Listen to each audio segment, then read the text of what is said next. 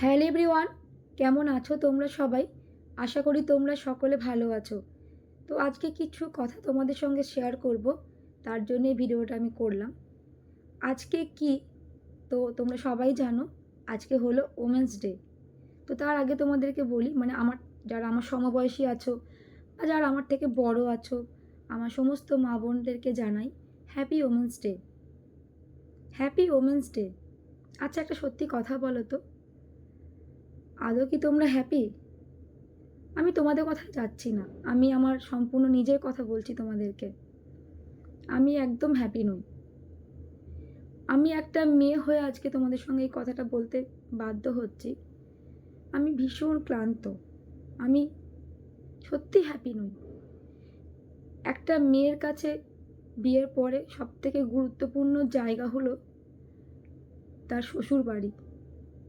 বিয়ের আগে তো অবশ্যই বাবার বাড়ি, কিন্তু বিয়ের পরে তার জায়গা হলো শ্বশুর বাড়ি বা তার স্বামীর ভালোবাসা। শ্বশুরবাড়ির লোক যেমনই হোক না কেন, সেই মেয়েটা সব কিছু মেনে নেবে যদি তার হাজবেন্ড সাপোর্টিভ হয়। হাজবেন্ড যদি তোমাকে ভালোবাসে না, তাহলে তুমি দিন শেষে সব কিছু ভুলে যাবে। আর যদি তোমার হাজবেন্ড তোমাকে সাপোর্ট না করে, এর থেকে এর থেকে মানে কি বলবো, মানে দুঃখজনক কথা আর কিছু হতে পারে না একটা মেয়ের কাছে। আমি বিশ্বাস করো, আমি সত্যি ভালো না মেয়ে হতে পারলাম, না ভালো বউ হতে পারলাম। হয়তো আমারই ফল্ট, আমি কাউকে দোষ দিচ্ছি না, সব দোষ আমার এখানে।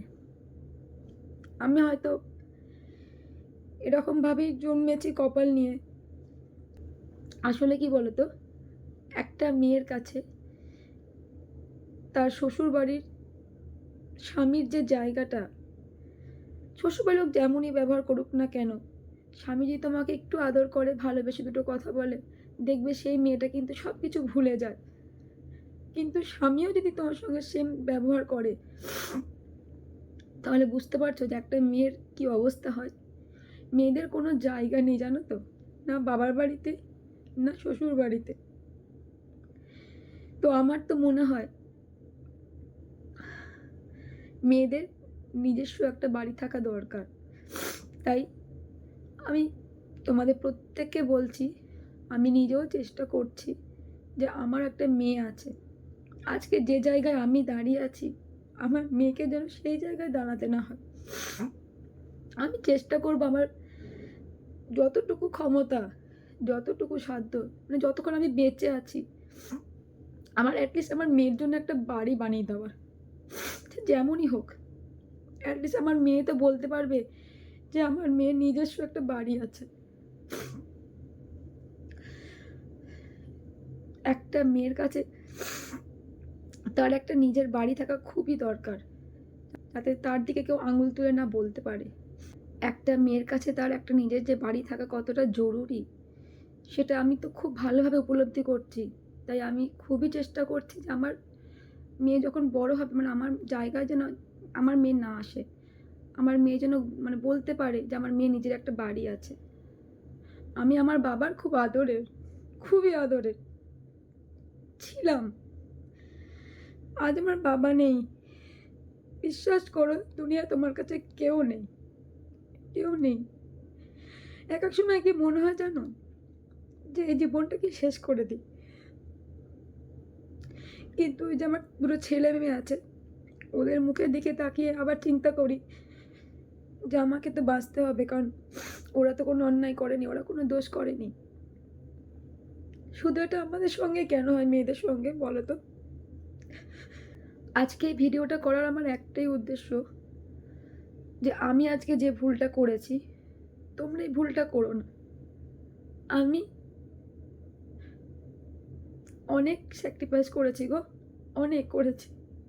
আমি এই জীবনে, মানে এই বয়সে যা যা মানে সহ্য করেছি, অন্যান্য যদি মেয়ে হতো না, কবে শ্বশুরবাড়ি ত্যাগ করে দিত, কোনো সম্পর্ক রাখতো না। কিন্তু আমি তাও এখনো রাখি। হ্যাঁ, আমি এখন বাবার বাড়িতেই থাকি, কিন্তু সেটা হয়তো কিছু দিনের জন্য, আর হয়তো থাকতে পারবো না।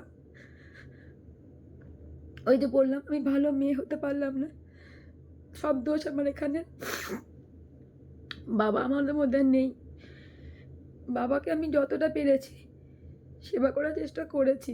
1টা মাস ব্যাঙ্গালোরে থেকেছি, কিন্তু আজকে জানো কি শুনতে হচ্ছে আমাকে? আমি নাকি স্বার্থ নিয়ে বাবাকে নিয়ে গেছিলাম। বাবাকে যে ব্যাঙ্গালোরে নিয়ে গেছিলাম চিকিৎসা করাতে, শুধু আমি যাইনি, আমার হাজব্যান্ডও গেছিলো, আমার দাদাও গেছিলো। কিন্তু আমি যে গেছিলাম সেটার পিছনে আমার স্বার্থ আছে। আমি আমার বাবাকে নিয়ে গেছি স্বার্থের জন্য। একবার ভাবতে পারছো? আমার বাবা আমার জীবন। আমি বাবাকে ছাড়া কিচ্ছু এখনো ভাবতে পারছি না। যদি আমার এই ছেলে মেয়ে দুটো না থাকতো, বিশ্বাস করে আমি আমার জীবন শেষ করে দিতাম।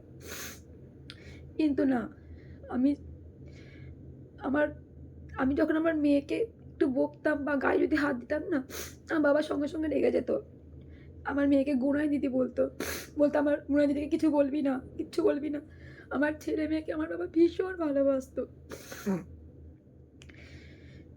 তো আজকে এই জায়গায় দাঁড়িয়ে বলছি যে আমি যে ভুল করেছি, তোমরা এরকম ভুল করো না।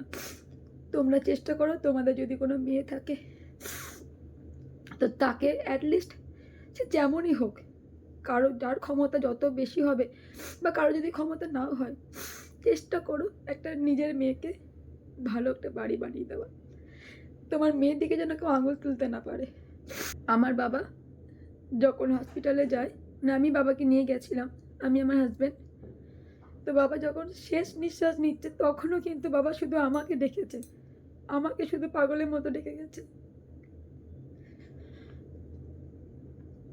বিশ্বাস করো, আমি কিন্তু ভিডিওটা করতাম না, বাধ্য হয়ে করলাম।